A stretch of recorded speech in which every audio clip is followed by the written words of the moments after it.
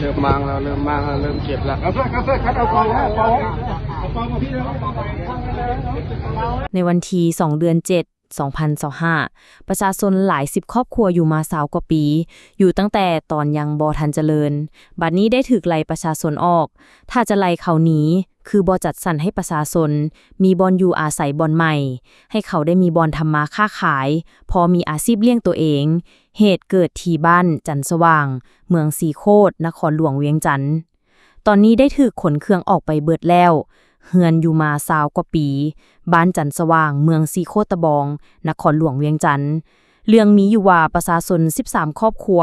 อาศัยอยู่นี่แต่ดนเป็น20กว่าปีแล้ว แต่สมัยยังบ่เจริญ แถวนี้ยังเป็นป่าอยู่ จนปัจจุบันได้พัฒนาหลาย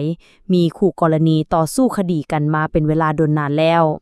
ศาลตัดสินให้ประชาชนยกย้าย แต่ประชาชนแลหนังสือขอความเป็นธรรมได้แล้ว เพิ่นเฮ็ดหนังสือออกมาว่าให้ประชาชน13ครอบครัวอาศัยอยู่นี่ แต่ทางคู่กรณีเพิ่นบ่ยอม แนวใดก็สิขับไล่ประชาชนออกให้ได้ เลยมาบุกรุกเก็บเครื่องของออกไปอย่างที่เห็นในคลิปวิดีโอของประชาชนถ่ายไว้ แล้วสิมามั่างเหือนประชาชนเขตมีให้มึด ประชาชน13ครอบครัวเกือบ100ชีวิต มาทุบมามั่างเหือนประชาชนคนอยู่แถวนี้ออกมึดแต่ก่อน20หรือ30กว่าปีหลังคนมาอยู่นี่คนสมัยแต่ก่อนแม่นบ่ได้มีใบต้าดินแต่ปัจจุบันคู่กรณีเพิ่นได้ไปเฮ็ดเอาเป็นดินของเพิ่นแล้วปัจจุบันได้มามั่างตัดน้ำตัดไฟเหือนประชาชนอยู่แถวนี้ออกหมดสู้คดีกันสู้ไปสู้มาศาลเคยตัดสินให้ประชาชน13หลังคาเหือนได้อยู่แต่สุดท้ายคดีก็เสียให้เขาผู้มีอำนาจและเงินเป็นคนลาวอยู่แผ่นดินลาวน้ำกันแท้ๆบ่มีความฮักแพงสามัคคีกันยังเฮ็ดได้ปานนี้ต่อไปนี้ประชาชนคนค้าขายธรรมดาหาเช้ากินค่ำอาจสิบ่มีแผ่นดินอยู่ก็จะเป็นไปได้เพราะสู้อำนาจของเงินบ่ได้รอติดตามข่าวไปน้ำกัน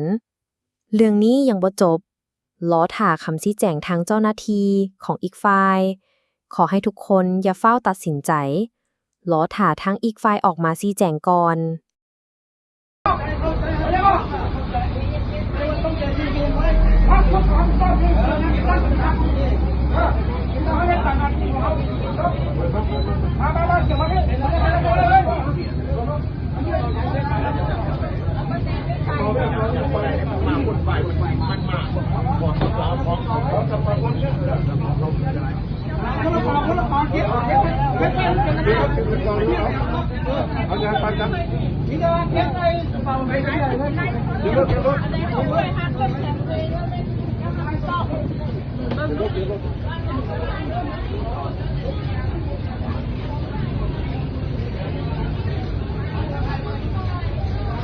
เริ่มมางแล้วเริ่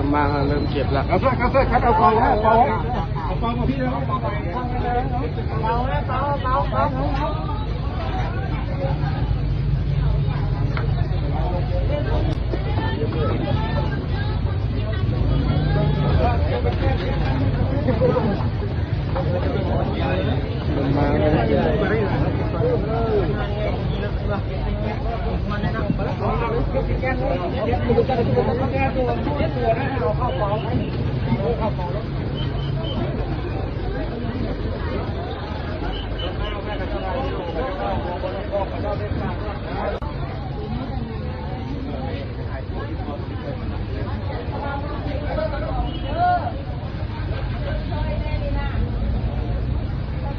จะเอามาทุบเงินเอาคนมาเป็นร้อยกันนะ